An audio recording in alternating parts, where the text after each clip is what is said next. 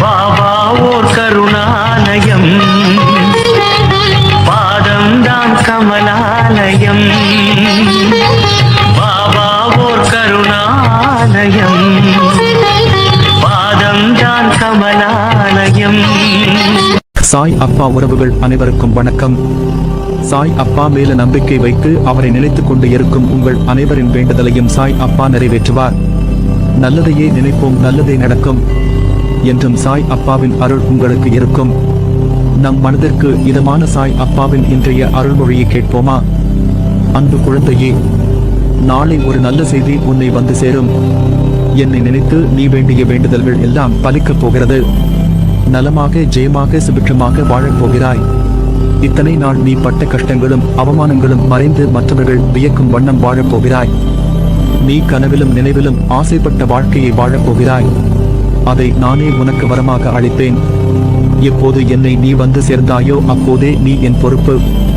என்னிடம் வந்து சேர்ப்பவர்களில் நல்லவனோ கெட்டவனோ அதை நான் பார்ப்பதில்லை. என்னை சரண் அடைந்து விட்டவர்களை நான் புறம் தள்ளுவது இல்லை. அவர்களுடைய அனைத்து விஷயங்களுக்கும் நான் பொறுப்பேற்கிறேன். அவர்களை காப்பதே என்னுடைய வேலை. அவர்களின் நன்மை தீமை கணக்கை பார்த்து காப்பாற்றும் தன்மை உள்ளவன் நான் அல்ல. அதை வேறு ஒருவன் பார்த்துக் கொள்வான். அதற்கேற்ப பலன் தருவான். நான் தரும் நன்மைகள் அனைவருக்கும் பொதுவானவை. எனது தராசு தட்டுக்கள் யாருக்காகவும் இறங்குவதும் இல்லை, ஏறுவதும் இல்லை. அதே போல என்னை 40 ஆண்டுகள் வணங்கியவனாக இருந்தாலும் சரி, 4 நாட்கள் வணங்கியவனாக இருந்தாலும் சரி, ஆத்மார்த்தமாக என்னை கூப்பிட்டால் உடனடியாக நான் பதில் கூறுகிறேன்.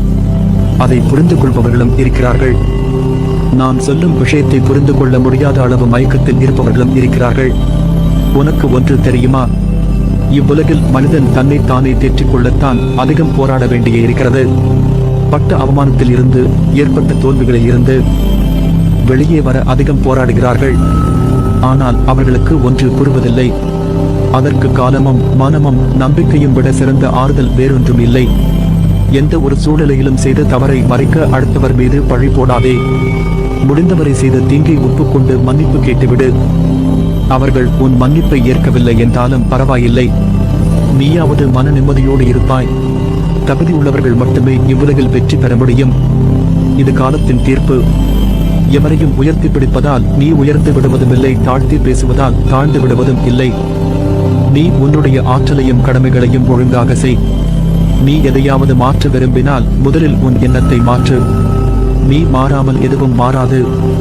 நம்பிக்கையுடன் கூடிய முயற்சி எப்போதும் தோல்வியடைவதில்லை. விடாமுயற்சியுடன் நேரத்தை வீணடிக்காது நீ வேலை செய்தால் அந்த வெற்றி கோப்பை உன் கையில் வந்து சேரும். இப்படி உழைத்தால் நீ ஜெயிப்பாய். உன் பாதையில் வரும் தடைகளை நானும் உடைப்பேன். உன்னை நிச்சயம் ஜெயிக்க வைப்பேன். நீ சந்தோஷமாக வாழ வழிவகை செய்வேன். நீயும் உன் குடும்பமும் மகிழ்ச்சியாக வாழ உறுதுணையாக இருப்பேன். அது என் பொறுப்பு. எளிய வாழ்க்கையும் உயர்ந்த சிந்தனையும் இருந்துவிட்டால் எப்போதும் மகிழ்ச்சிக்கு குறைவிருக்காது. இரக்க உணர்வு மிகுதியானால் துன்பங்கள் குறையும், மகிழ்ச்சி பன்மடங்காகும். அது மட்டுமின்றி இரக்கம் ஒரு மனிதனின் ஆரோக்கியத்தை பலப்படுத்தும். அன்பு செலுத்தினால் மனிதன், இரக்கம் கொண்டால் புனிதன். அதனால் மற்றவர்கள் மீது இரக்கம் காட்டு. அதை விட்டுவிட்டு உன் வாழ்க்கையை நினைத்து கவலைப்பட்டு கொண்டிருக்கிறாய். உன் வாழ்க்கையை விட உனக்கு வரும் கஷ்டம் பெரியதா? முதலில் அதை யோசித்து பார். நீ நினைக்கின்ற வகையில்தான் உன் கஷ்டம் உன் கண்களுக்கு புலப்படும். அந்த கஷ்டத்தை சுக்கு நூறாக உடைத்து எரி. அதை எரிய உனக்கு சக்தி இல்லாமல் அல்ல, பயமும் பதைபதைப்பும் தான் உன்னை உடைத்து தகர்த்து எரிய யோசிக்க வைக்கிறது. நீ பளிங்கு கல் என்ன மாசுபட்டாலும் பொலிவுடன் பிரகாசமாய் ஜொலிப்பாய்.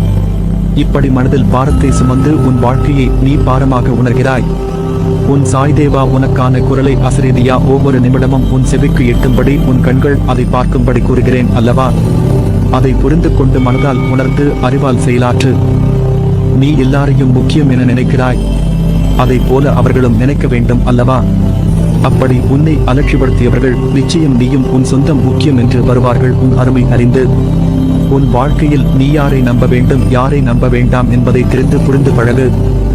உன்னை நம்புகிறவர்களுக்காக நீ உயிரை கூட தியாகம் செய்யலாம். அவர்களுக்கு உன் அன்புதான் பொக்கிஷம். அவர்களை ஒருபோதும் மறவாதே.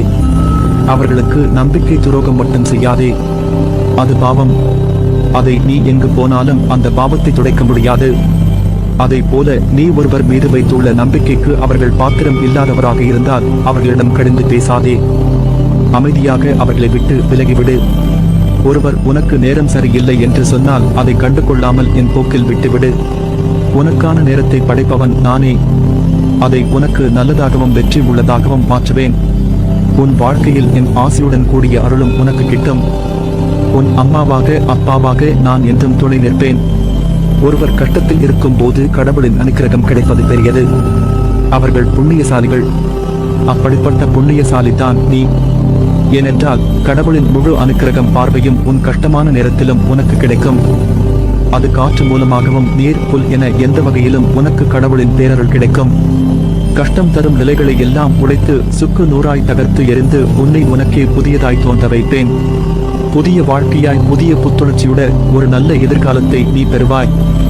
கலங்காதே, நான் இருக்கிறேன் நிழலாக என்றும் உனக்காக.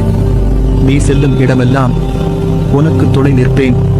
உனக்கான நல்ல வழியை நிச்சயமாக நான் உருவாக்குவேன். நீ நிம்மதியுடனும் சந்தோஷத்துடனும் வாழ்வாய். அதற்கு நான் பொறுப்பு. அப்பா, நான் எடுத்த காரியம் எல்லாம் தோல்வி.